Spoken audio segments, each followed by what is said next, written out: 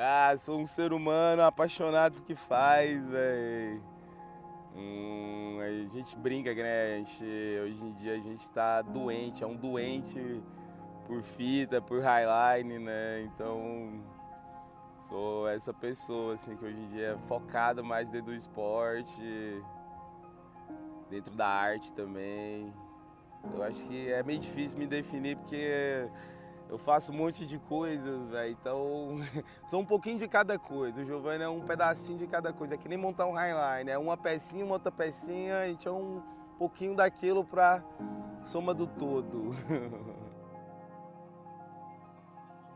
Eu conheci o Highline há 3 anos atrás, acho que era por volta de agosto de 2022 e foi aqui no Rio de Janeiro, né? Eu já conheci o Giovanni e ele veio aqui para o Rio de Janeiro, veio participar de um festival de Highline e acabou ficando, fazendo outras missões de Highline. Eu conheci ele e a gente foi para Praia da Boa Viagem, ali em Niterói. Depois a gente foi para várias missões de Highline, que foi a Urca, a Pedra da Gávea, e aí eu não conhecia isso, mas eu gostava de ficar acampada com eles lá, eu comecei a gostar de fazer trilha, de subir a montanha, e aí a partir disso e vendo todo mundo andando de highline, eu comecei a querer andar de highline também.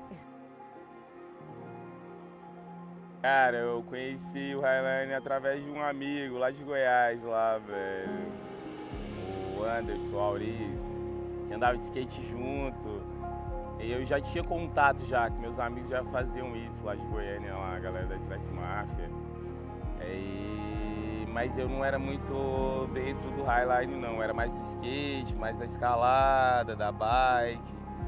E aí o Auris ficava me perturbando, a gente andava de skate, a gente falou, pô, todo dia andava no mesmo lugar. E ele falou, cara, você tem que ir lá no lago, andar nos mids, você tem que conhecer. Aí um dia eu fui, ele me levou. Aí eu peguei, subi numa fita lá, dei um drop, caí, falei, cara, que doido isso aqui. Aí a partir desse dia eu tô aqui até hoje, sentado nessa cadeira, velho. Nunca mais parei, velho. Já abandonei tudo pra falar, não, mano, esse bagulho é muito bom, esse negócio é o que eu quero fazer, velho. E pra fazer um negócio legal, velho, eu pelo menos sou aquela pessoa que vai na imersão, né? Eu mergulho de cabeça, eu deixo de fazer várias coisas, abro mão de várias coisas para aprender, para ter esse conhecimento, para viver, né, também essa parada, né? E é bem legal, velho. A primeira vez em cima da fita, eu fiquei assustadona. Tem uma foto minha assim com a cara toda assim, os olhos arregalados, eu penduradinha assim. Foi na Boa Viagem, né? Foi. Ah, é, na Boa Viagem eu entrei. Na Boa Viagem achei até que eu fiquei de boa. Foi, quando a Mas gente a montou na Boa segunda Viagem, vez que foi ali no Bananal. Foi no Bananal, ela entrou na primeira do Brasil, Aí velho. era alto de Primeira verdade, eu linha de fiquei Highline do super Brasil. assustada lá.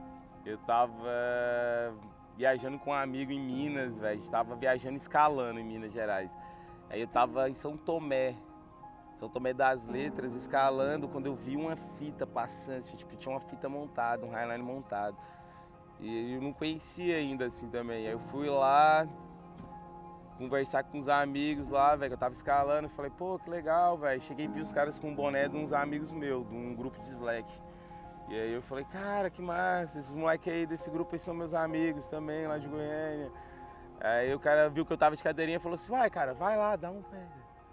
Aí fui, a mesma coisa, entrei, os caras me explicaram, fui lá, preparei o drop, fiquei em pé e caí, assim, velho. Aí foi uma sensação. E depois disso eu entrei de novo numa Serra da Bocaina, em Minas também, em outro lugar, velho, com uns amigos lá também. E aí, tipo, foi os meus dois primeiros contatos, assim, de ficar em pé e cair, velho. Aí foi bem legal também, velho. Eu acho que no início eu demorei um tempão para decidir que eu queria aprender a andar de highline. Aí depois que eu decidi, aí eu não sei se eu fiquei muito oscilando, não. Várias pessoas disseram isso pra mim, será que isso é pra você? Porque você não tá andando, você demora muito, tipo, demorei muito na minha cabeça pra evoluir, mas no fundo não também. Mas enfim, aí E aí me diziam, será que isso é pra você? E aí é que eu fazia mais questão ainda. Eu falei, caraca, agora que, tipo assim, isso tem que ser pra mim. Eu já dediquei muito tempo e eu quero e continuo querendo, sabe? O tempo todo eu continuava querendo mais, assim.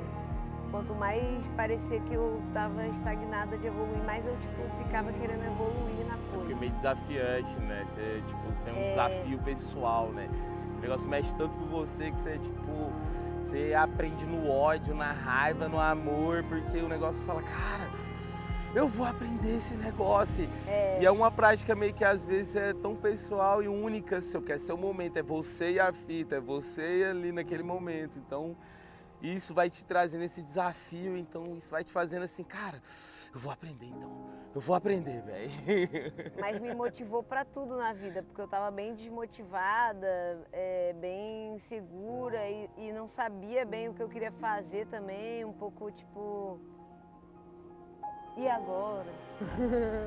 O que eu faço com esse tempo aqui da minha existência terrestre?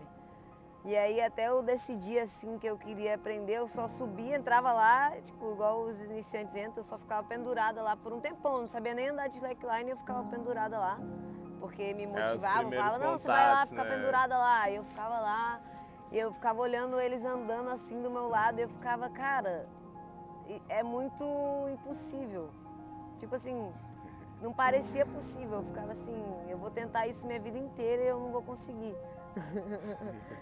Tipo, eu achava que tinha que ser um cara muito atleta, muito fisiculturista, do Neymar pra cima. Falei, cara, eu pensava também, será que se botar o Neymar aqui ele anda?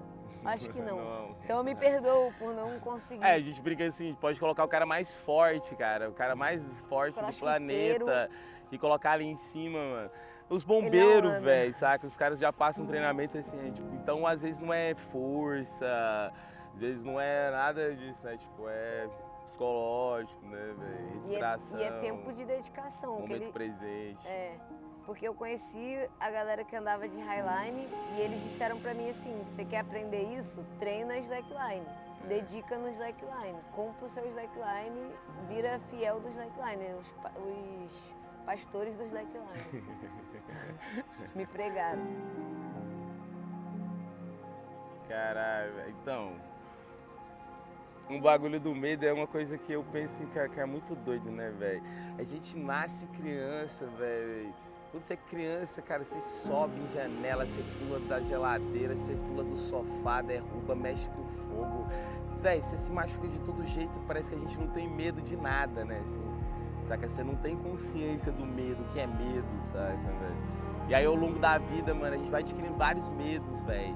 Saca? É medo de tudo, é medo daquilo, e esses medos trazem uma insegurança, né, velho?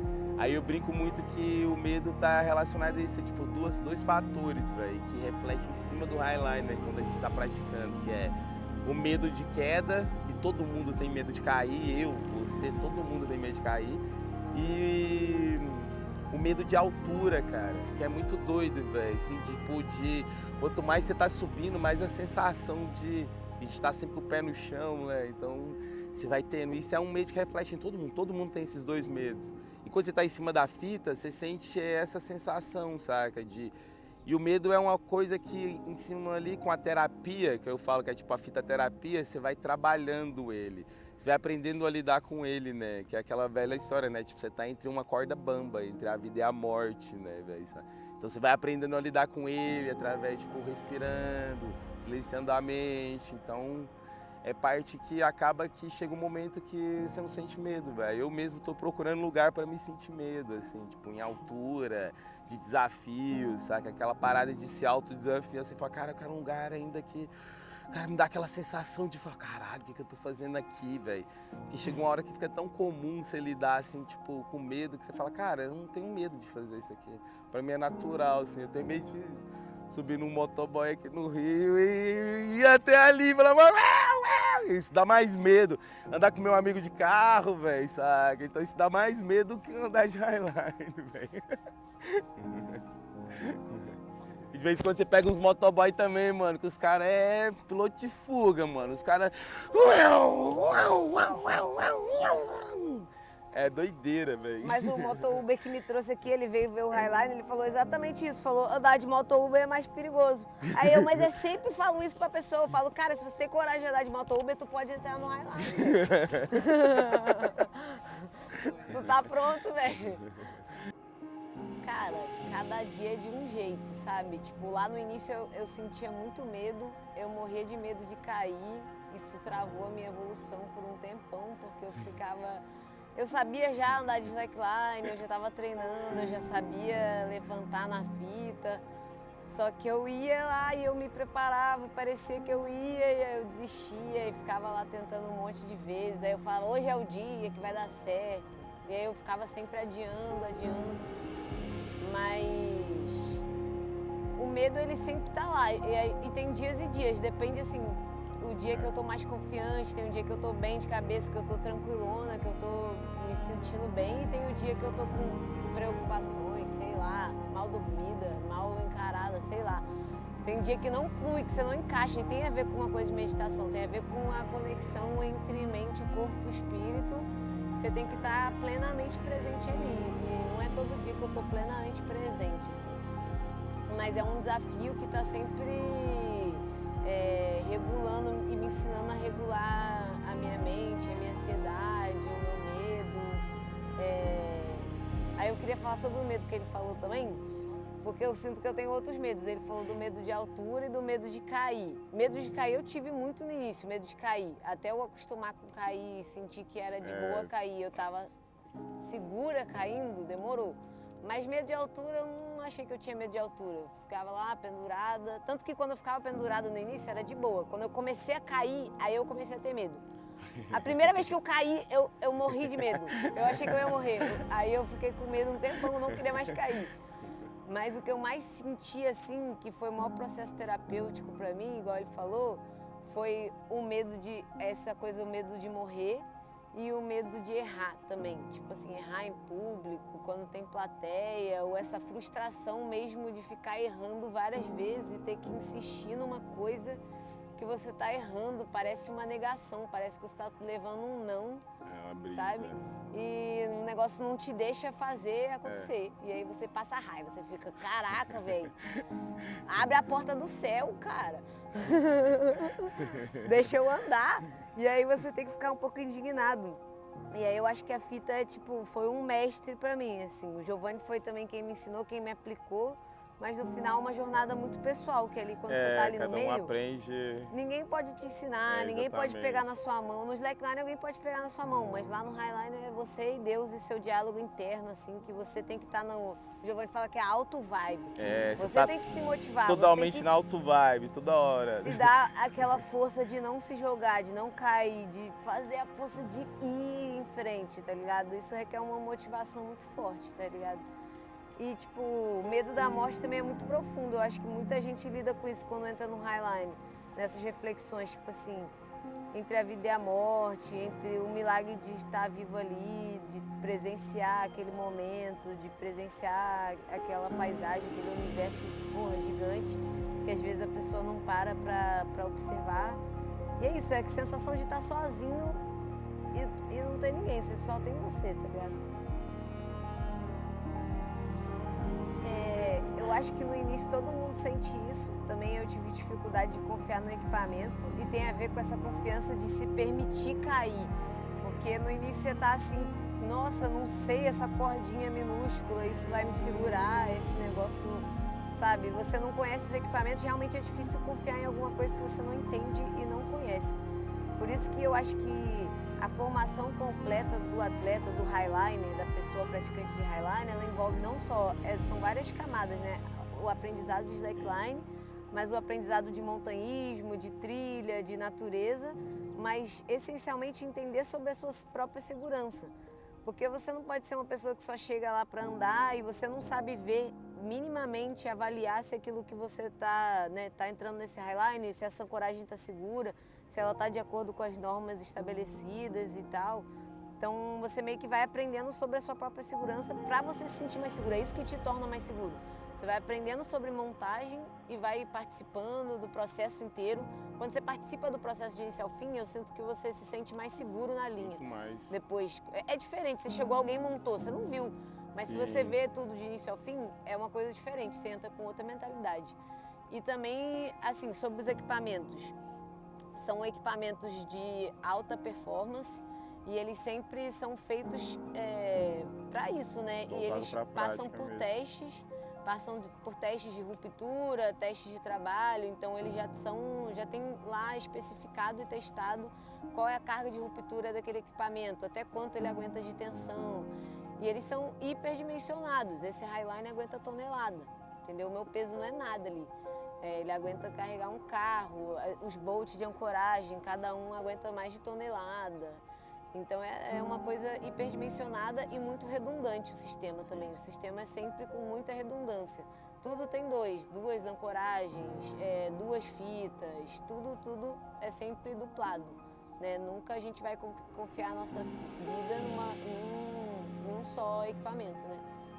Então, a segurança, eu acho que quanto a isso, os equipamentos igual a gente falou, que são superdimensionados, mas o que eu vejo é assim, que é um quebra-cabeça, saca? Então, tipo, começa com a primeira pecinha, depois vem a segunda, até, tipo, você botar a cordinha e se divertir ali em cima. E é um processo que, tipo, tem que ter bastante atenção, né? Você tem que ter um pouco de visão também, um pouco de conhecimento do ambiente que você tá também. Porque, igual eu falo, tipo, a gente pode ter uns equipamentos superdimensionados, mas a gente não respeita o ambiente, a natureza. Então a gente tem problema com o vento, às vezes, tipo, você olha pra árvore, ela é legal, tipo, não é legal. Você olha pra ancoragem, você fala, será que é aquela rocha? E não tem margem pra dúvida, assim, velho, saca? Você não pode ficar, tipo, na dúvida. A gente até brinca, fala, pô, se você tá em dúvida no procedimento, na montagem, é melhor você não montar, velho. Você tem que ter 100% de certeza, assim, tipo, você não tem insegurança, assim. Não pode ser inseguro também, saca? Porque isso aqui, às vezes, pode causar algum acidente ou uma desatenção, assim, sabe? Mas o máximo é só isso, cara. Você montou correto, cara. E eu geralmente monto Highline pra mim andar, pra minha companheira, pros meus amigos, pras pessoas que eu não conheço, pra todo mundo andar. Então você tem uma responsabilidade maior ainda, que uma coisa é eu ali brincar, assumir meu risco. Então tem mais pessoas envolvidas, entendeu? Então tudo ocorra de uma forma bem segura e que todo mundo viva a experiência feliz. Caralho, essa história é engraçada, né, velho? Essa história é engraçada, velho. Ai, cara.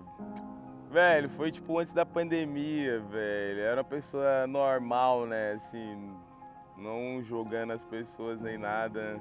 Mas eu também era essa pessoa que morava num apartamento, era casado com uma mulher, tinha trabalho, ia todo dia, essa vida meio quadrada, saca? Que a gente tem que levar na sociedade. Daí quando eu conheci o Highline foi meio que isso, saca, velho? Que eu já tinha o gosto de viajar, de sempre estar nas cachoeiras e nos lugares, mas quando eu fui pra Chapada, cara, eu recebi um telefonema, mano. É pandemia, minha companheira, essa ex-companheira foi cuidar dos pais dela, eu fiquei sozinha, aí eu fui pra Chapada de bike com meu setup, cheguei lá, eu recebi um telefonema e ela falou assim, cara, a gente não vai mais terminando, a gente não tem mais uma relação. E aí, beleza, depois desse telefonema eu desliguei, eu tinha um Highline montado, fui lá, andei de Highline pra caralho, vivi toda aquela história assim, na minha terapia, em cima da fita. E aí eu desci e falei, caralho, mano, agora eu sou uma pessoa livre, irmão. Eu posso ir pra onde eu quiser, velho. Eu tenho um setup, eu tenho umas cordas pra me escalar, eu tenho... Aí consegui comprar uma Kombi, eu falei, cara, agora eu vou viajar, viver o mundo. Agora a vida é movimento, velho. Aí foi onde eu comecei a filosofia da vida em movimento, velho, saca? Aí de viajar, de levar Highline, slackline por todos os cantos, velho. Graças a essa ex-companheira também que deu essa vibe também, assim. Então, terminando a relação não foi tão ruim, velho. Eu agradeci ela anos depois, velho. Eu falei, caralho, mano, maluca, você me alavancou na vida, velho. Eu aprendi muito, porque eu mergulhei. Fui só na imersão mesmo do Highline, de viajar e de montar linhas em vários lugares do Brasil, velho, assim, de lugares que eu já queria conhecer, sem montar Highline. E aí eu já juntei e falei, cara, eu já vou conhecer esse lugar e montar um Highline. Então foi meio que essa filosofia também de parada de sonhar, né, velho? Sonhar, você tá dormindo parado, velho. Mas você mexe, rolar pra um lado, roncar, velho. Quando você vive o sonho, mano, você tá ali acordado, vendo ele na sua frente, né? Aí veio que a filosofia de viver o sonho, né? Estimular as pessoas a viver o lado bom, assim. Que às vezes o sonho, ele não tá na grana, ele não tá no bem material, velho. Ele tá do seu lado, ele tá nas pequenas coisas, ele tá no dia, no momento presente. Então ele tá em todos os cantos, assim, velho. Cara, transformou minha vida completamente, tanto que eu nunca mais voltei, assim. Fudeu! Eu voltei, mas sempre eu voltei indo embora, Foi e assim. nunca mais voltou, né? Quando eu conheci o Giovanni, ele já vivia isso, completamente já vivia isso, mas eu não tinha noção que ele vivia isso, na verdade. Eu não tinha entendido completamente. Eu sabia que ele viajava assim. Eu sabia que ele viajava porque eu acompanhava ele no Instagram já, eu tinha conhecido ele, e aí eu via ele de Kombi, assim, no Nordeste. Aí eu ficava, cara, que rolê doido que esse cara dá, mano. Ele, tipo, qualquer segunda-feira ele tá na praia surfando, ele tá de Kombi com os molequinhos lá na Paraíba. Tipo, a vida dele não é normal. Eu já vi o Giovanni e falava, cara, a vida dele não é normal. E ele me ajudou quando eu tava na Chapada, eu tava sem lugar pra ficar, ele deixou eu ficar na casa de uns amigos dele. Então quando ele veio aqui pro Rio, eu falei, não, você vai ficar lá em casa e tal. E aí eu conheci essa galera do Highline, que muitos deles viviam uma vida nômade, de mochila. Viajando. E a galera viciada em Highline, eles ficam pulando de lugar em lugar do Brasil onde tem Highline. Se o Highline tá montado, aparece os ratos de Highline lá, entendeu? E aí o povo chorume, vai do jeito que dá, arruma um jeito de chegar pra andar de Highline. E aí eu conheci o Giovanni, a gente combinou de viajar pra Chapada Diamantina no fim do ano. A gente e mais uns amigos, a gente, vamos montar Highline junto, vamos passar uma temporadona lá. E aí eu falei pra minha mãe, vou embora em dezembro, em abril eu volto. Demorei 2 anos pra voltar. 2 anos depois a Ju voltou, velho, pra casa dela. Aí eu viajei o Brasil todinho com o Giovanni, aí a gente pegou carona de caminhão, dormimos na beira de estrada, acampamos em várias montanhas do Brasil inteiro, fomos pra Roraima, fomos pro... Então, começou isso também, que eu falei pro Giovanni que eu queria ir pra Amazônia. Essa maluca me chega e fala assim, eu nunca viajei de caminhão, velho, nunca peguei carona na BR. Aí eu falei que meu sonho era pegar caralho, carona já de fiz caminhão. isso demais, velho, eu tô até Aí cansado. ele, não, gente, pelo amor de Deus, prefiro comprar passagem, prefiro trabalhar e comprar passagem. Eu, não, mas eu quero ir de carona de caminhão. Aí ele, então vamos. Aí eu topei, velho, falei, então vamos, mano. Aí a Ju saiu, velho, falou, não, vamos documentar os caminhoneiros, velho, e na estrada gravar eles. Mas nessa brincadeira, quando a gente foi pra Bahia, a gente saiu numa missão de um pensamento assim, porque a gente estava em São Paulo, conseguimos comprar umas fitas lá, velho. E aí a gente falou, cara, com essas fitas dá pra gente conquistar a Cachoeira da Fumaça na Chapada Diamantina, que é a segunda maior cachoeira do Brasil, velho, em queda livre, né? E aí a gente falou, caralho, velho. Aí foi essa maluca, foi nosso começo de ir pra Bahia, conquistar a Cachoeira da Fumaça. Nessa brincadeira, a Ju, 2 anos depois... Fui abduzida. Fomos parar na Venezuela, Monte faculdade Roraima. E não voltei. Salto Virei Ex, uma nômade. loucura. Olha ela no make-off. Ei, chega aí, ó. Chega aí, Matrix, velho. Matrix, velho. Foi, velho. Lohana. Que bom que você vê. Olha ela, tudo no style.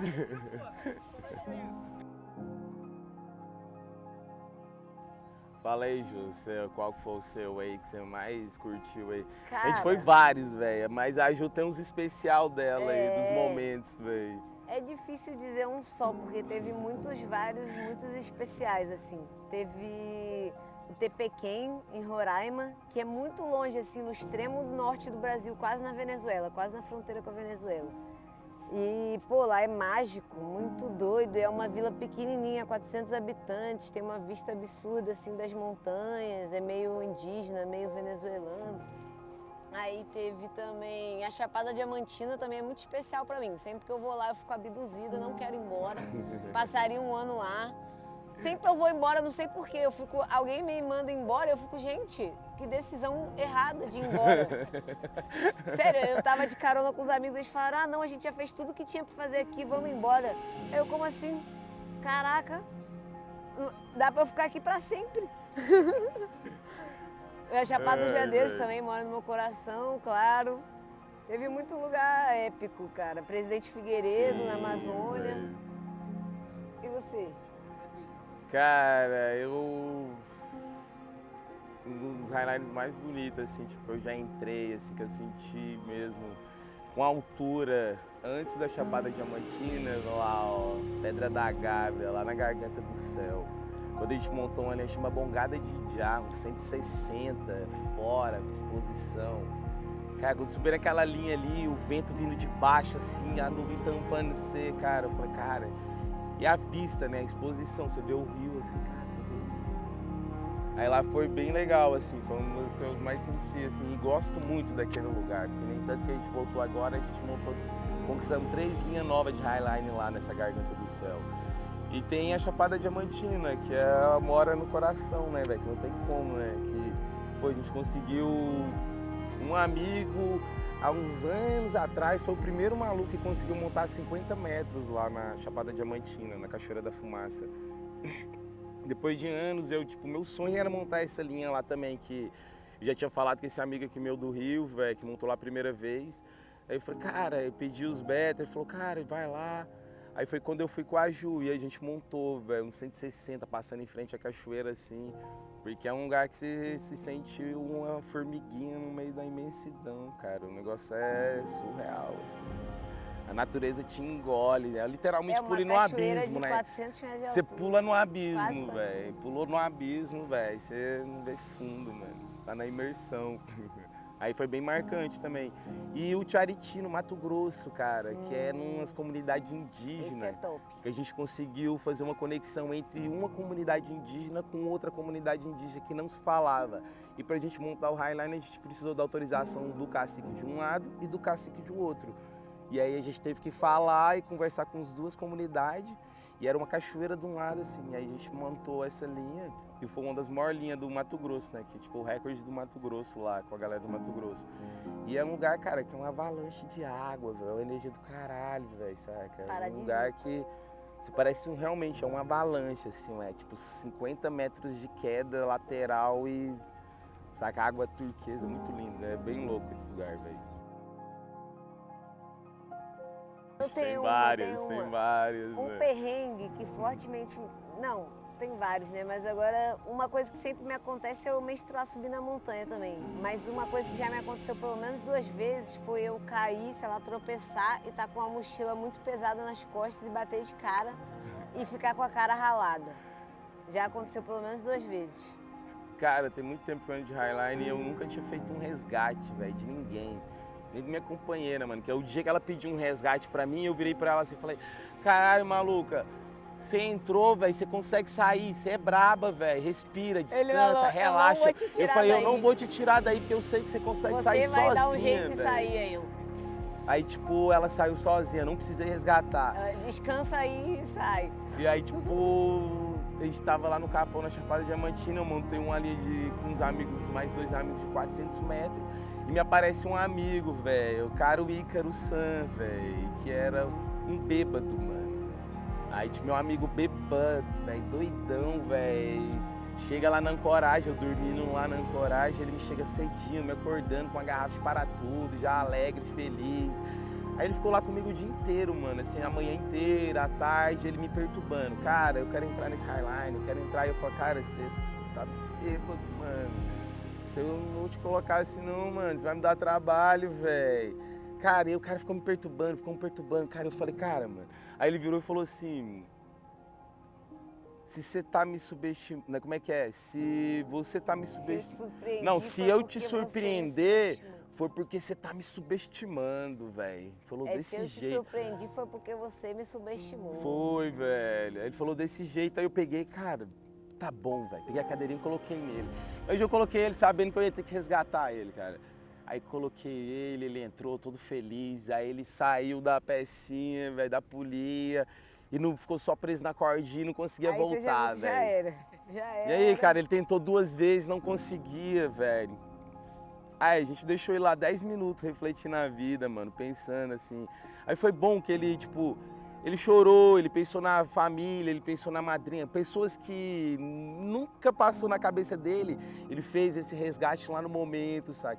Falou que ele, todos os ancestrais, a força dos ancestrais dele tava com ele ali naquele momento.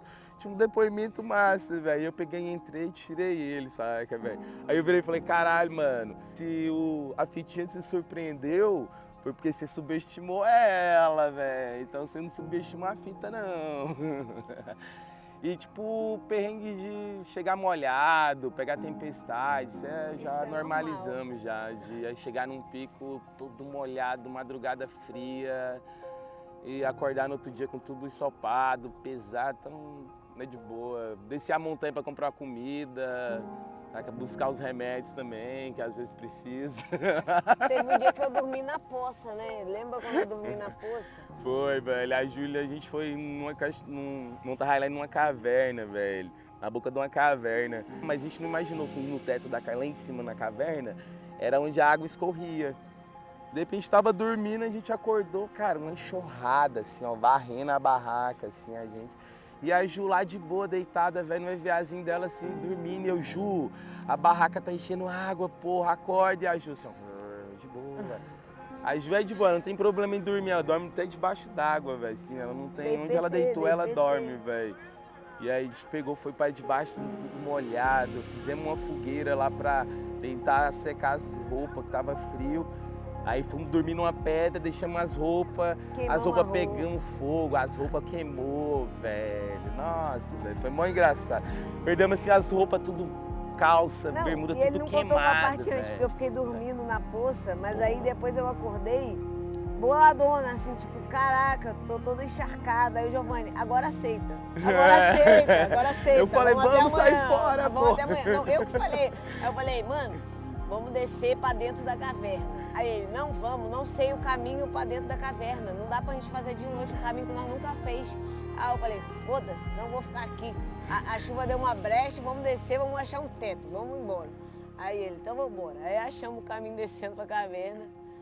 Aí chegamos lá, tipo, não dava pra enxergar nada, a gente não sabia como era a caverna, era tipo escuridão total, a gente só viu um trechinho curto.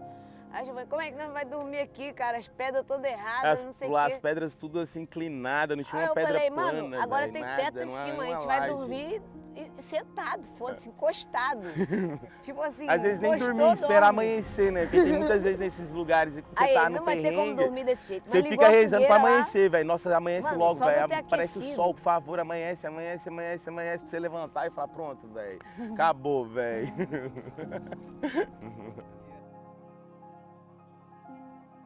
Cara, assim, o futuro é agora, né, velho? É o momento presente, mas dentro do Highline, cara, a minha meta é, sei lá, eu queria até setembro ter 4 km de fita, cara. Comprar 4 km, acessar 4 km pra eu e essa maluca aqui poder montar várias big line por todos os cantos do Brasil, assim, ou vários Highlines, sabe, velho?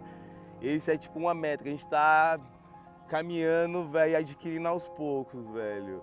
E projetos, velho, sei lá, eu não sou aquela pessoa de recorde, assim, eu não briso muito com recorde, mano. Então, tipo, se eu montaria um Highline de 2 km ou mais, saca, pra me andar, pra me divertir, e se isso gera uma consequência de um recorde, velho, legal, velho, sabe? Mas é mais uma consequência, né? Porque você sabe que se eu montar uma big line desse tamanho, a consequência disso é um recorde, velho, sabe? Então, e poder também, cara, ter uma estrutura também que a gente possa levar isso, que seja mais acessível, porque eu e a Ju, velho, somos as pessoas que mais brigam dentro da comunidade, fora da comunidade, velho, pra, tipo, tornar um bagulho mais acessível, porque ainda é meio elitizado, sabe? Que é uma coisa, assim, que ainda não é tão acessível para as pessoas, porque, é caro, que você depende disso e tudo. E aí isso, às vezes, bloqueia as pessoas de praticar, né, velho? Porque, pô, é difícil montar uma porra dessa, e não é toda vez que você vai ver um Highline montado, assim. Então, quando tem um Highline montado, a gente faz questão de todo mundo que não conhece, todo mundo que já anda, todo mundo que vem participar. E a gente leva isso com crianças nas cidades, vai em praça, escola. Então meio que disseminando isso pra gente poder também trazer que seja uma coisa acessível e popular pra todo mundo, saca, velho?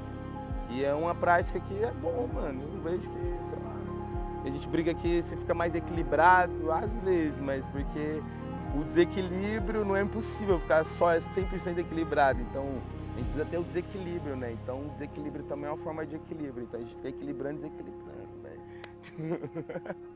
Eu acho que a gente tem vários sonhos, assim. A gente sempre tem um sonho de evoluir mais. A gente organiza melhor os nossos sonhos, velho.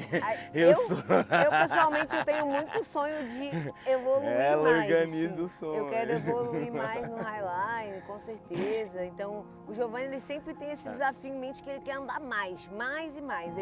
Ele sabe que ele anda 200 metros sem cair, ele quer andar 500 sem cair. Eu briso com distância, altura. Ano passado, o sonho dele, o maior sonho da vida dele era andar num Highline que tivesse 4 dígitos, pelo menos 1 quilômetro de fita. Aí ele realizou o sonho dele, cruzou 1,2 km de Highline. Aí agora ele quer 2 quilômetros, entendeu? A meta sempre dobra. Toda vez que ele bate a meta, ele dobra a meta, ele quer ir mais longe. E aí eu entrei na mesma brisa, assim, caraca, eu quero andar mais, eu quero andar melhor, eu quero ter mais facilidade nisso, quero conseguir fazer mais. E a gente sempre tem o sonho de levar isso para mais pessoas, porque nesses momentos que a gente passou viajando pelo Brasil, a gente aproveitou muito a oportunidade para conhecer as pessoas e também apresentar o que a gente conhece para elas, sabe? Essa era a entrega devolutiva, sabe? Muita gente abraçou a gente, apresentou os lugares que eles conhecem, os lugares que eles vivem. E em troca a gente também apresenta alguma coisa, ensina alguma coisa que eles podem continuar fazendo depois que a gente for embora.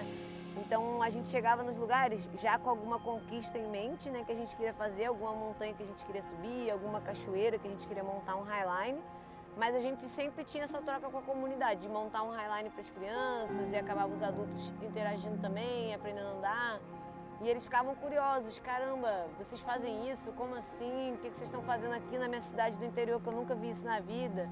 E aí a gente, não, eu tô querendo montar um highline nesse lugar aqui da sua cidade.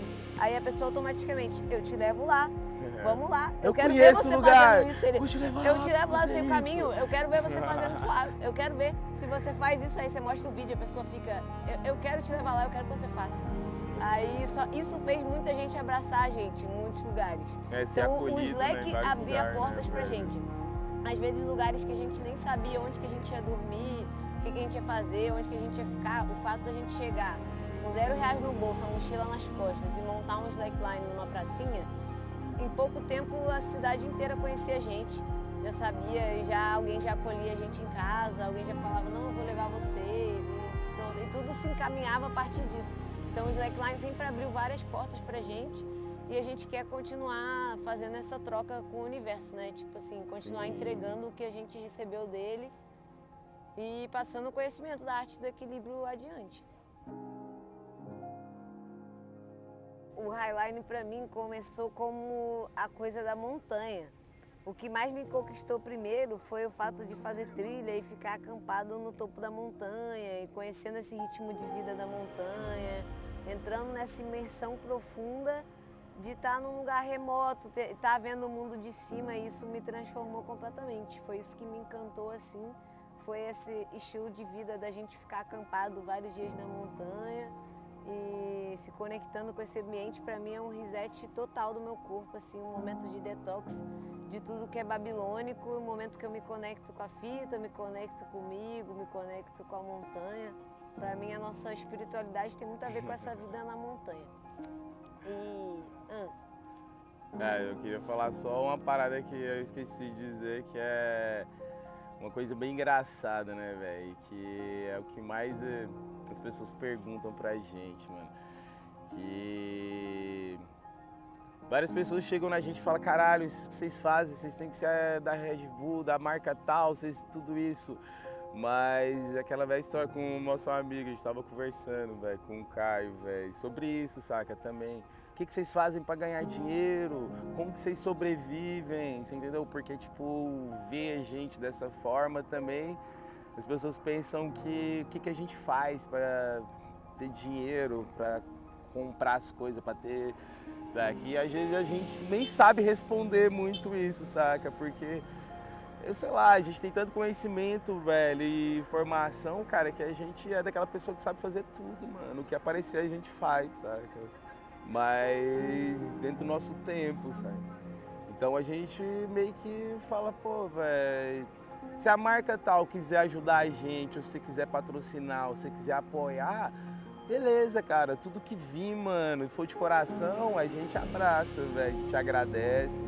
Mas se também isso não acontecer, cara, a vida é movimento, a gente vai seguir a filosofia do mesmo jeito, velho. Ainda fala, você não vai não?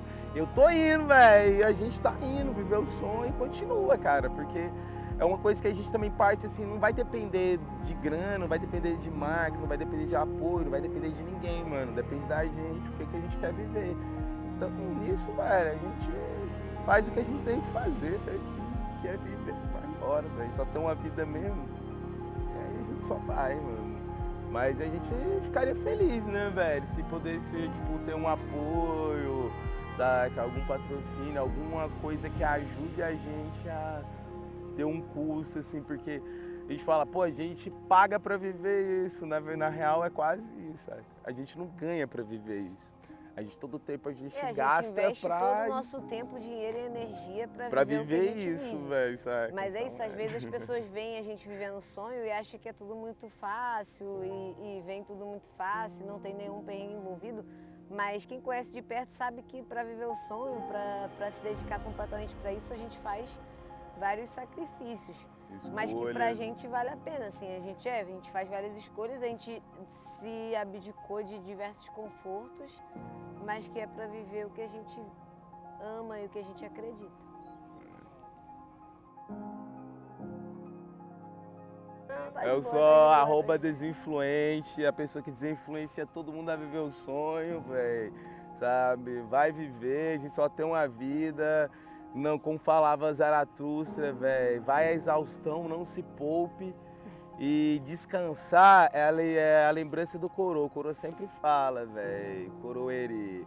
Você quer descansar? A gente vai descansar só quando a gente morrer, né? Eu quero é ficar mais cansado, mano. Todo dia eu quero ficar exausto e cansado. Porque quando eu descansar, velho, eu já não vou estar mais aqui, velho. Então é isso, velho.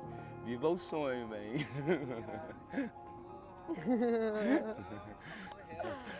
Valeu. As perguntas foi boa, Foi boa, foi da hora, mano. Foi bem legal, velho.